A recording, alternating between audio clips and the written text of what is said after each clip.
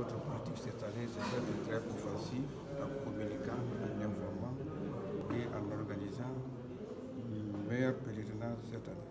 Parce que nous avons déjà étudié tous les manquements, toutes les imperfections des pèlerinages précédents et nous voulons que nous améliorions ces manquements et pour que la Guinée soit parmi les meilleurs pays en matière d'organisation du Hajj.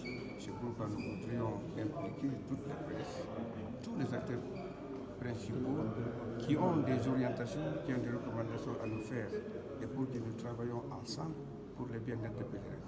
Nous avons déjà pris toutes les dispositions, par exemple les logements en Arabie Saoudite, les transports terrestres, les taxes aéroportuaires, les assurances, le prix de Mina et Arafat, tout est payé déjà, tout est déjà réservé pour accueillir les pèlerins. L'avion est déjà pris.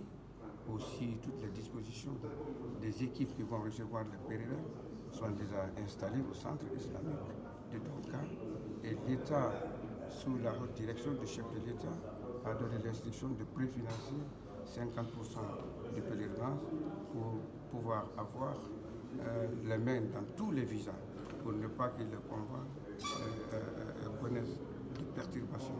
Donc ça a été fait à tous les départements ministériels sectoriels. Donc nous remercions le président pour ça. Et l'avionneur a quitté hier pour aller établir un programme fiable du premier convoi jusqu'au dernier convoi en Éthiopie.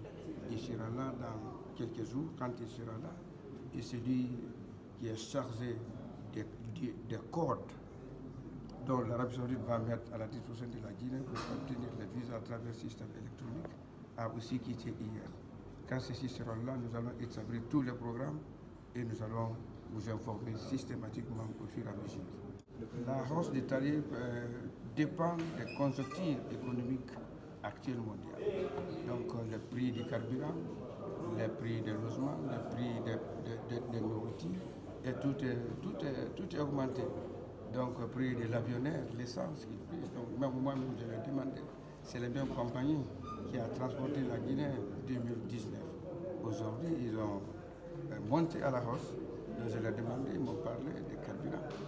Les carburants qu'ils achetaient, par exemple, si c'était $1 million, cette année, ils vont l'acheter à 3 millions. Donc ils seront obligés d'augmenter les prix. C'est comme ça. Donc je crois que ça dépend de ces conditions. Et aussi l'Arabie Saoudite, s'il avait l'habitude de déployer 1000 sécurités, cette année, ils vont déployer 10 000 sécurités. Et les services sanitaires, la police et tout. Donc il y a toutes les conjonctures économiques sont augmentées. C'est pourquoi les prix sont augmentés. Et cela ne dépend pas ni de la Guinée, ni de l'autorité saoudienne. Ça dépend des conjonctures actuelles économiques. Donc surtout depuis le conflit russe-ukraine, tous les pays qui sont dépendants de ça ont eu des difficultés. C'est pourquoi l'État, dans le cadre du pétrole, le Premier ministre a exprimé valablement à Zéro Corée que dans chaque prix d'un litre, l'État subventionne 5 000 francs. Merci. Donc, mais l'avionneur ne va pas subventionner, les logeurs ne vont pas subventionner, la restauration en Arabie Saoudite ne vont pas subventionner. Donc, ces services exigences qui est augmenté là, ils vont augmenter ça dans le prix des différentes prestations.